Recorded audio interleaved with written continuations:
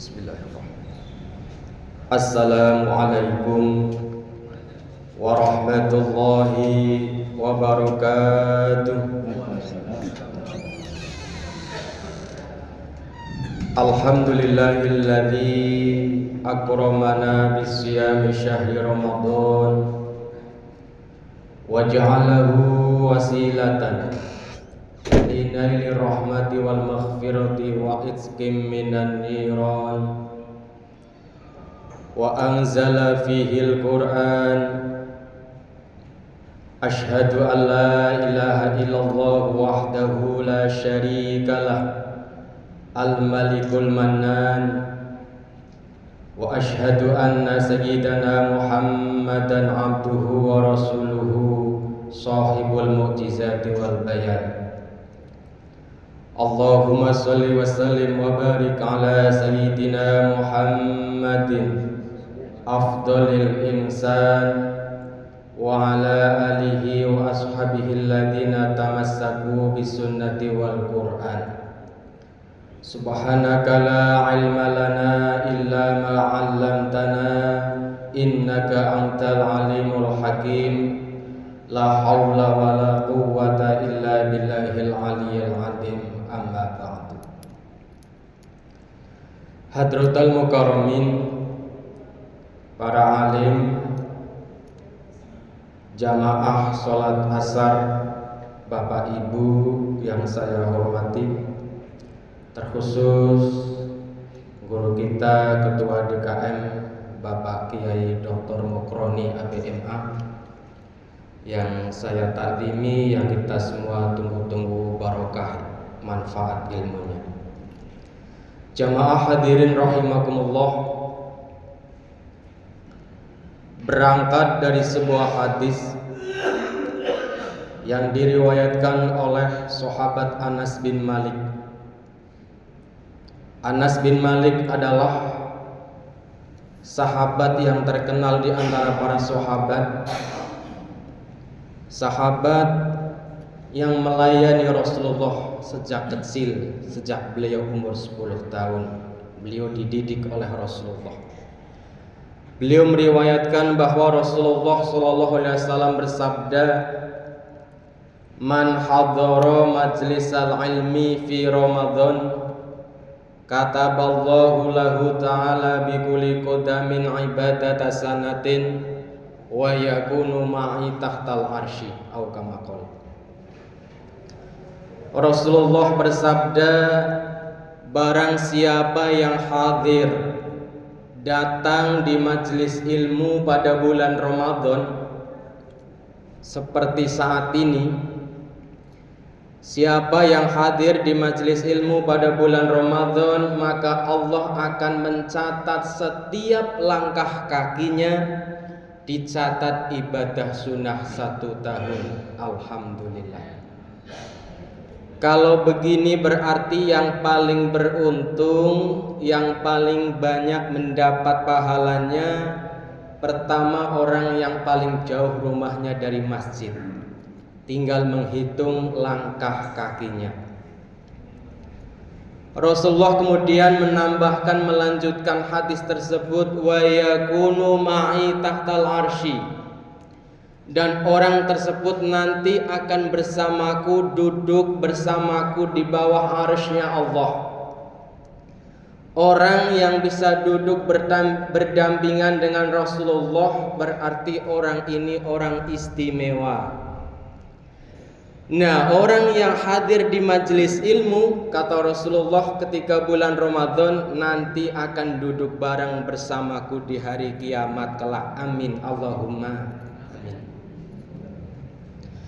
Jamaah hadirin rahimakumullah, inilah keutamaannya majlis ilmu. Di luar Ramadan juga sangat utama, banyak keutamaannya, apalagi di bulan Ramadan, maka dilipat-lipat gandakan. Nabiullah Sulaiman alaihi salam pernah disuruh memilih oleh Allah. Khuyyira Sulaimanu alaihi salam bainal ilmi wal mulki, fakhtaral ilma fa'utiyal ilma wal mulka. Wahai Sulaiman, engkau aku beri pilihan, dua pilihan. Aku beri ilmu atau engkau memilih kerajaan. Tawaran satu disuruh memilih ilmu, yang kedua memilih kerajaan, suruh pilih salah satu. Fakhtarul ilma, apa yang diambil oleh Nabiullah Sulaiman? Nabiullah Sulaiman mengambil ilmu. Dan ketika beliau memilih ilmu, maka Allah memberikan ilmu sekaligus raja atau kekuasaan. Coba kalau kita disuruh milih antara ilmu dan kekuasaan dan pangkat, cara gampangnya pasti memilih pangkat. Jangankan disuruh milih, tidak ditawari saja, merebut bagaimana untuk mendapatkannya, berbuat dengan sekuat tenaganya, tidak peduli halal dan haram. Bila perlu jilat atas, injak bawah, sikut kanan kiri demi mendapatkan kekuasaan. Padahal orang yang sangat ambisi dalam mendapatkan kekuasaan ini sangat berpotensi untuk melakukan korupsi. Karena apa? Ketika ia telah terpilih dan menjadi baik presiden, gubernur dan lain sebagainya, setelah dia banyak mengeluarkan uang untuk membagi-bagikan kepada rakyat agar memilih dirinya, ketika dia terpilih, yang ia pikirkan pertama, bagaimana duitnya bisa kembali lagi. Maka potensi korupsi sangat mudah. Dulu orang korupsi di bawah meja, malu-malu katanya. Kemudian maju di atas meja, terang-terangan. Sekarang sudah tidak di bawah meja, tidak di atas meja, meja-mejanya sekalian dikorupsi. Yang lebih celaka lagi, sekarang ini banyak tukang sunat. Turun ke bawah disunatin, turun ke bawah sunatin lagi, sampai rakyat tinggal ujungnya doang, dikit banget. Kebanyakan tukang sunat, sehingga yang disuruh ngurus beras malah nimbun beras, yang disuruh ngurus laut malah jadi bajak laut, yang disuruh ngurus hutan rame-rame jadi orang hutan, yang disuruh ngurus pertamax dioplos di pertalet, yang disuruh ngurus hukum menjadikan hukum kebal, tajam ke bawah tapi tumbul ke atas. Ini maka kita itu tidak hanya butuh orang pintar, tapi juga butuh orang yang benar. Maka agar seimbang, dunianya sukses, akhirat sukses, maka perlu kita di samping bekerja juga mengaji untuk urusan akhirat seperti saat sore ini. Jamaah hadirin rahimakumullah. Sahabat Abbas menyampaikan bahwa ilmu itu kalau ditinjau dari segi bahasa Arab ada 3 huruf. Yang pertama ain, kedua lam, dan ketiga mim. Washtiqaqul aini, adapun tempat keluarnya huruf ain, min illiyin, dari lafadz illiyin atau surga illiyin.